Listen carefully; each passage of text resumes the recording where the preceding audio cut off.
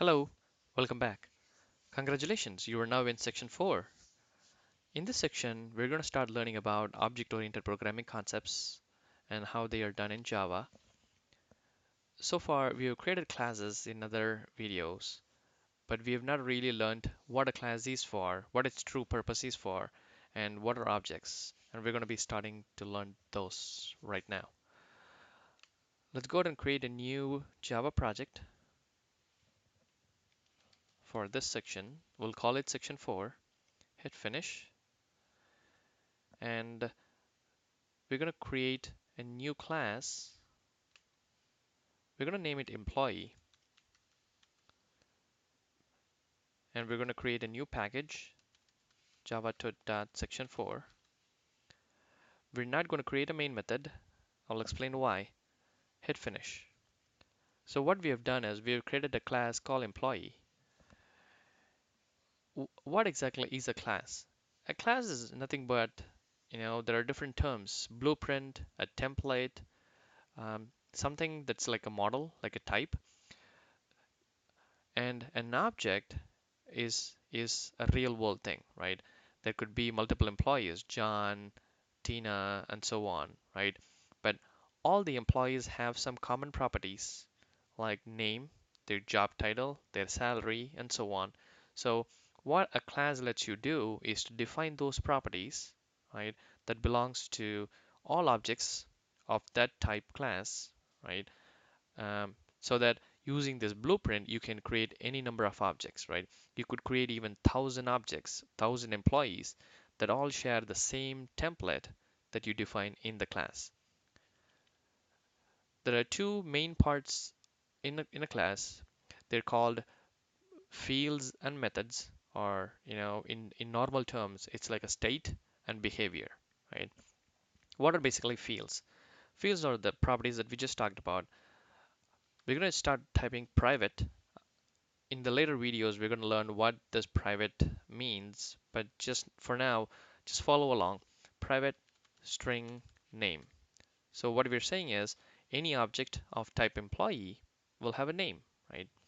So we can also say private string job title. Each employee has a job title, and all these properties need not just be string, right? You can make it private double salary, because each employee can have a salary. So we created a class employee with three fields that define or that belong to an employee, right? All classes have something called a constructor. A constructor is a special type of method.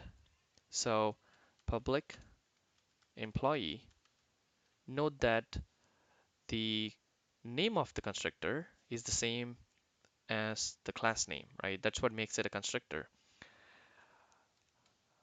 We'll do the parenthesis, and then we're going to say string name, string job title, string salary. I just noticed that this was a colon before. So,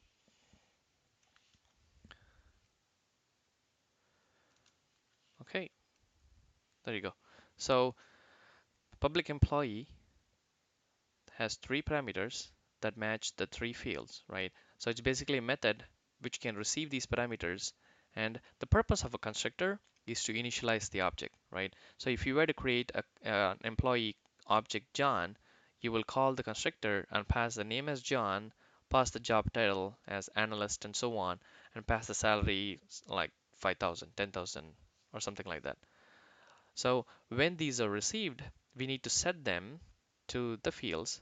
Now, if you do name equals name, it wouldn't make sense. You will get a warning that says the assignment to variable name has no effect, because we're not there is an ambiguity here, because the property is also name, and the string parameter that comes in is also name, right? So how do you differentiate? There is a special keyword in Java called this. So when you say this, you're talking about the object that you're working on, right? So this statement means for the object that you're creating, set the property name to the parameter that came in, right? Same way you can do this dot job title equals job title, and then you can say this dot salary equals salary. So that's basically what a constructor is. Um, Type mismatch. Oh, sorry about that. There should be a double. Very sorry, because um, salary is a double, so the parameter should also be double. Sorry about that mistake. So that's basically what a constructor is.